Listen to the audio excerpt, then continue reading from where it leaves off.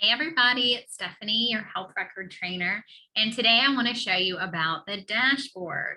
So if you're not using the dashboard, I'm going to tell you right now, this is my favorite little trick that Profiler has up its sleeve to make your life a little bit easier.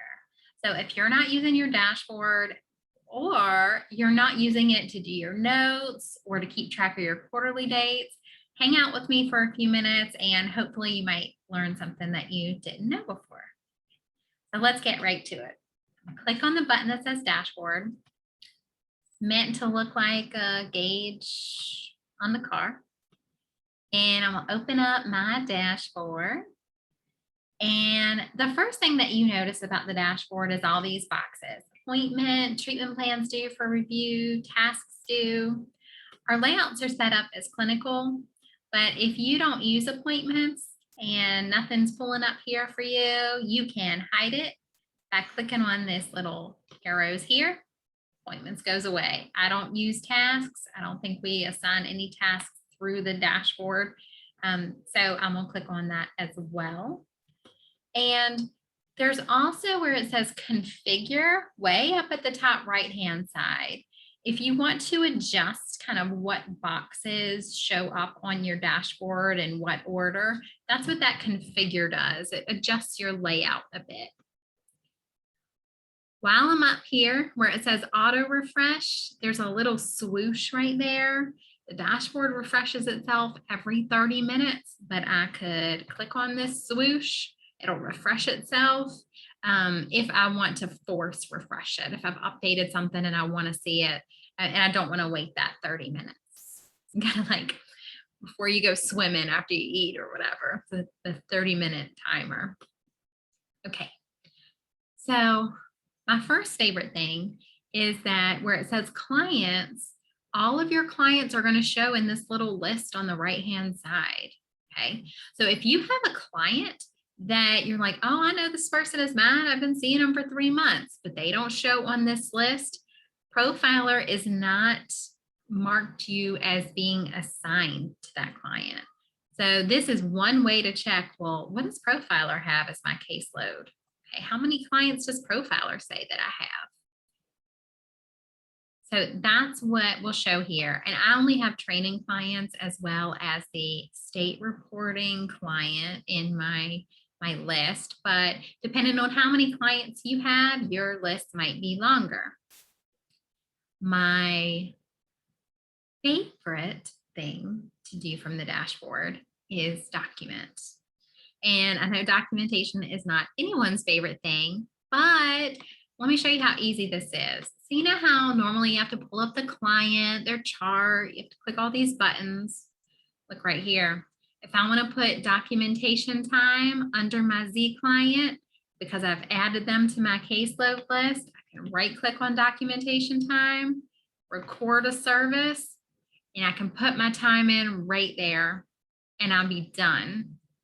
So I'm going to do a whole video on documentation time and the Z client and what that means. But the biggest thing to know is that if you add this Z client to your caseload list, it's going to show up in your dashboard and make your life easier because you'll remember to enter that time in. Okay. Now, let's say I have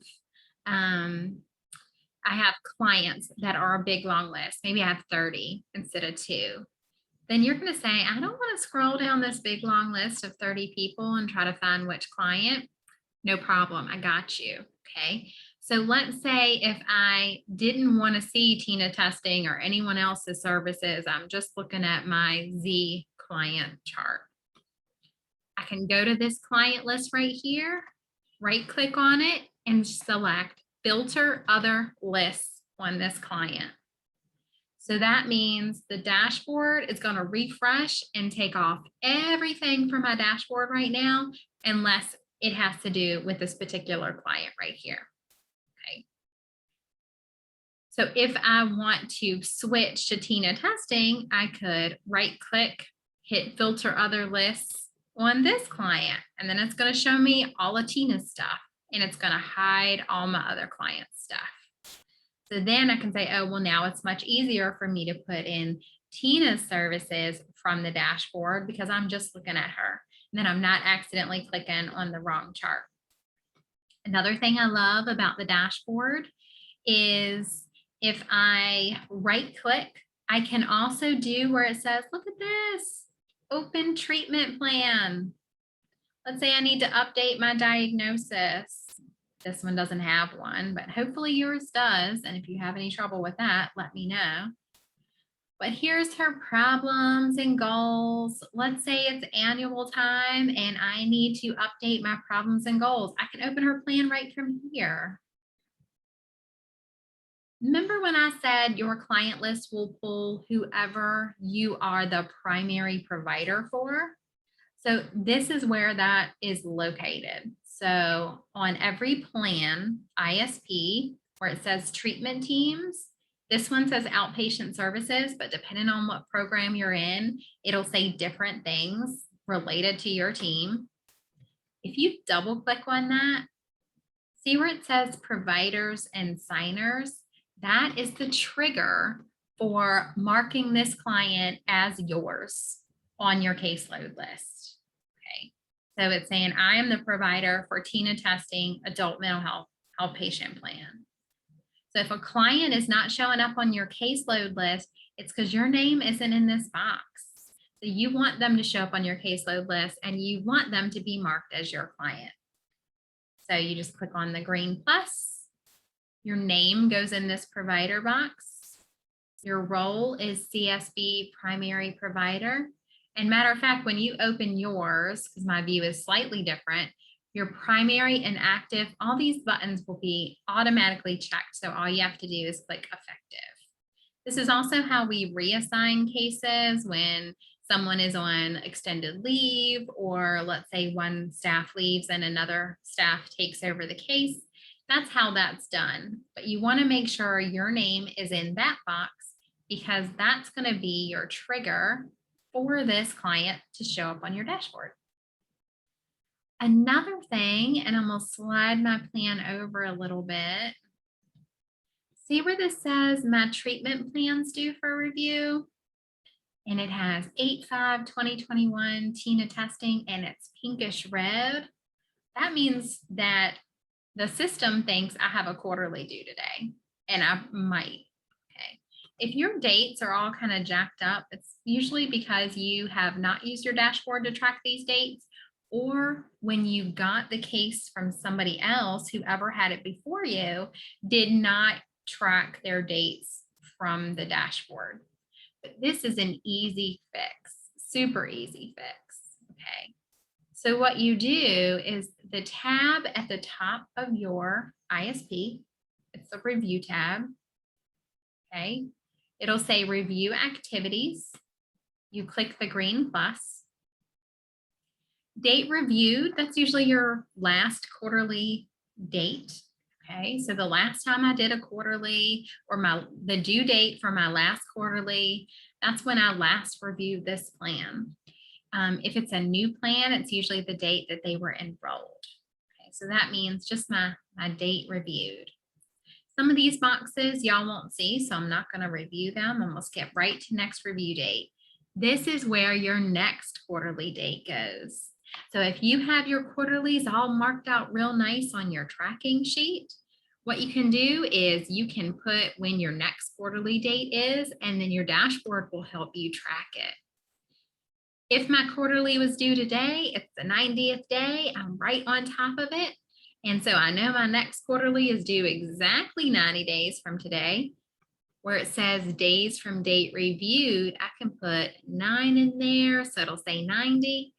And it tells me, oh, that's November 3rd. It tells me when my next quarterly is due. Same thing, if I know my quarterly, it's due 85 days from now.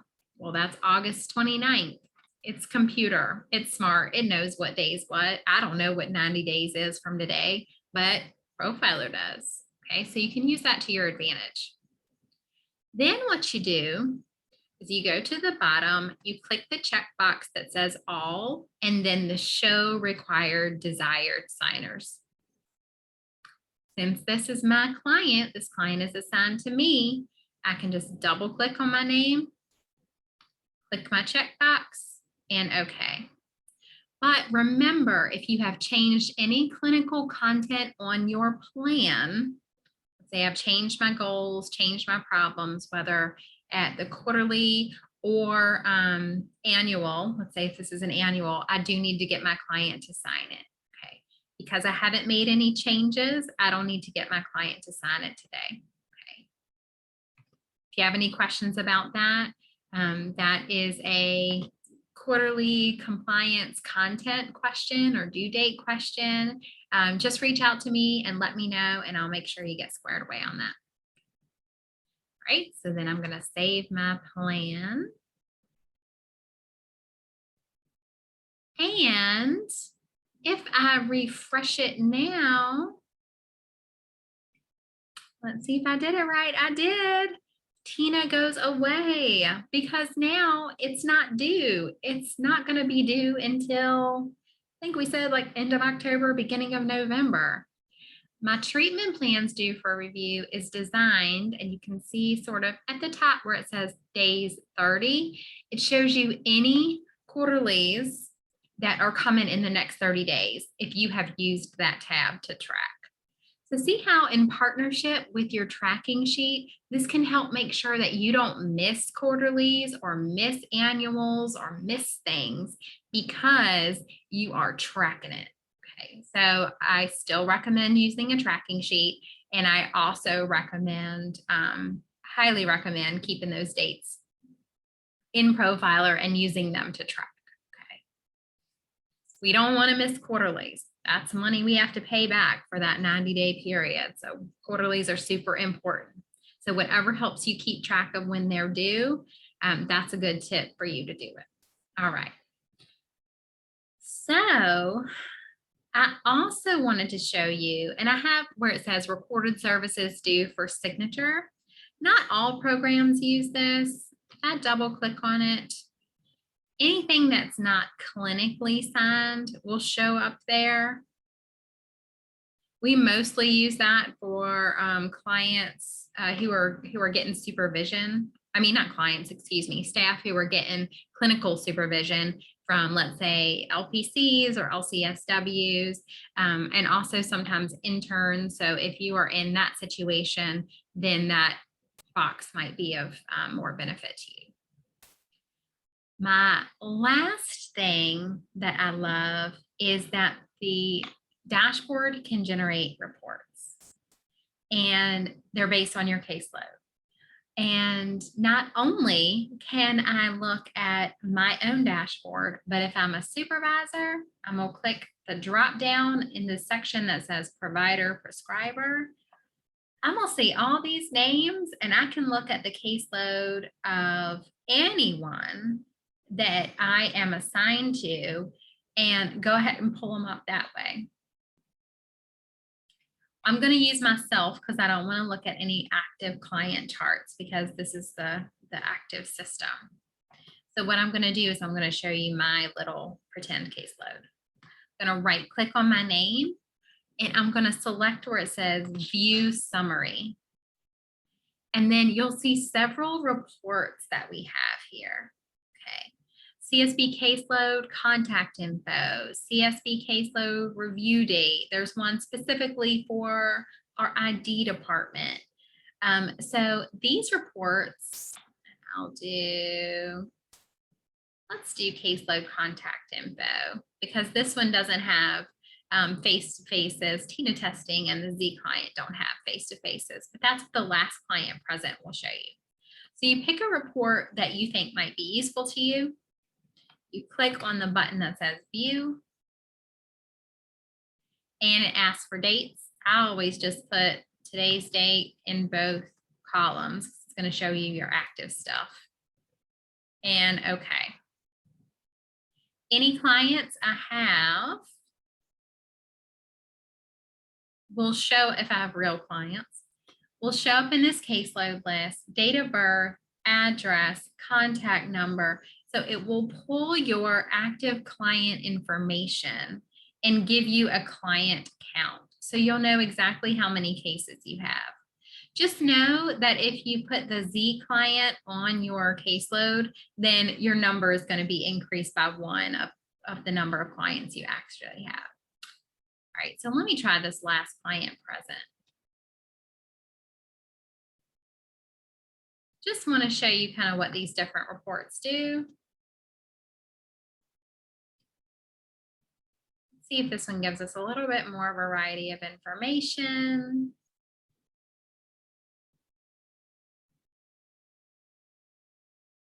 Thinking about it.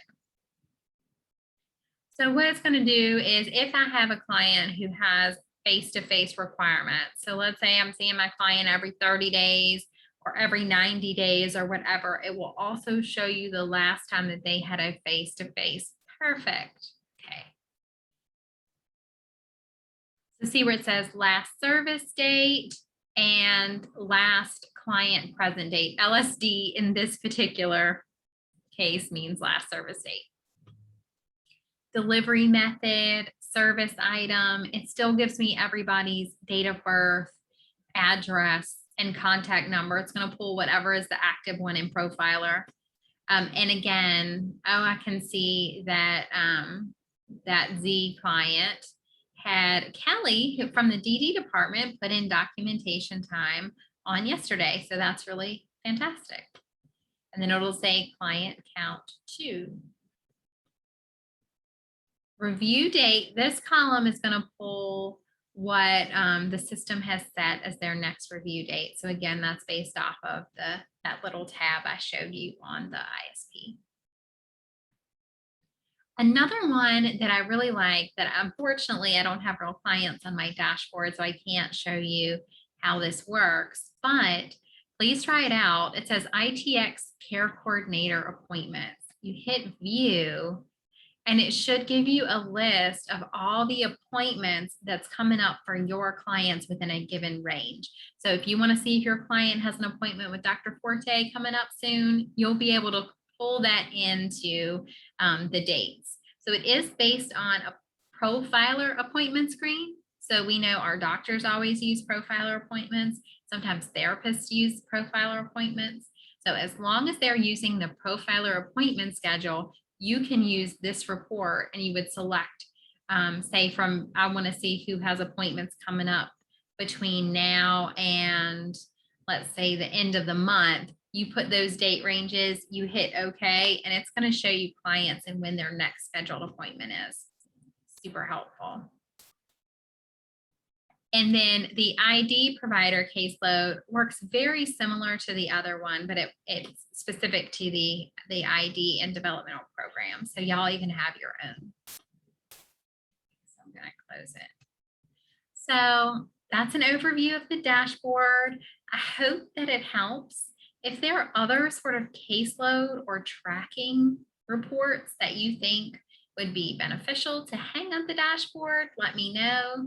I think it's a fantastic idea to print out your caseload and all their contact information and everything so you can see what Profiler has for you and compare it to your tracking sheet that you're using, because it really makes sure that you're not missing anything and it keeps folks from sliding under your radar, keeps this Z client from sliding under your radar. So most folks who like and use the dashboard pop this thing open every day. And so if you're consistently using it, it will be a constant reminder to chart on your state reporting client chart number, as well as to enter in all your stuff for your clients and for it to be on time.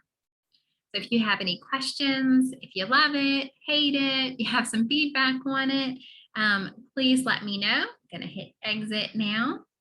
And I hope you have a fantastic day and I will talk to you soon. Thank you.